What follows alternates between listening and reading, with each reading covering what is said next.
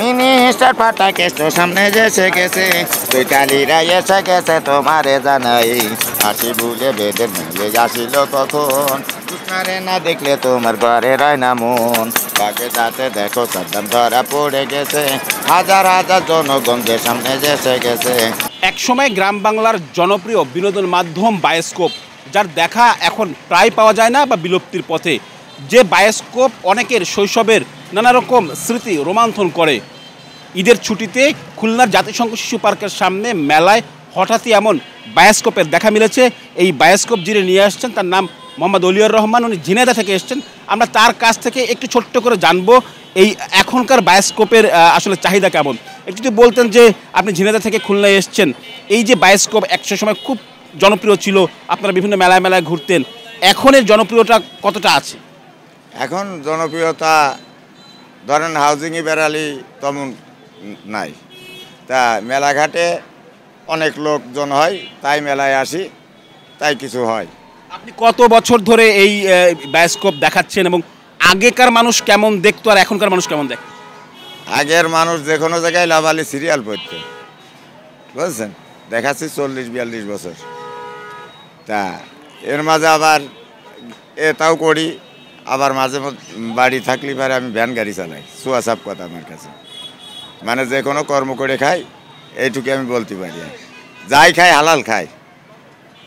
এই এই বায়োস্কোপটা আসলে যারা এখন বিভিন্ন মেলায়, অনেকে আমি যদি জেনেছি যে মানুষের আগ্রহ আছে, আপনার সাথে আসলে যোগাযোগ করে কিনা বিভিন্ন জায়গা থেকে, যেটা আপনি আসেন এরকম যোগাযোগ কেউ করে? অনেক লোক যোগাযোগ করে, অনেক জায়গায় যাই, অনেক জায়গায় যেতেও পারি না। যেমন ধরেন গতবার বৈশাখী মেলা করলাম, এই জায়গায় আসলাম, আসিয়ে এই জায়গা বলি আসা, এই জায়গার থেকে ফোন দিয়েছিল, আসার পরে তা এখন বৈশাখী মেলা করলাম আপনার নেভি কলোনিতে, নেভিতে আপনার নৌবাহিনীর একদিন করিয়ে, মানে 3টে বন্দুক ডিউটি করার কথা, 4টে বন্দুক ছিলাম, থাকার পরে সেনতে চলে আসলাম এনে। আমরা আমরা আসলে দেখছিলাম যে এইটা যারা দেখছেন তারা আসলে বলছেন যে এই সাম্প্রতিক সময়ের যে সরকার পতনের যে বিষয়গুলো বা শিক্ষার্থীদের আন্দোলনের বিষয়গুলো এখানে তুলে ধরা হয়েছে। তো এর ভিতরে আসলে কি দেখছে? একটা সময় আমরা শুনেছি বিভিন্ন সিনেমার চিত্র দেখানো হতো, বিভিন্ন গল্প, এখন আসলে কি কি দেখানো?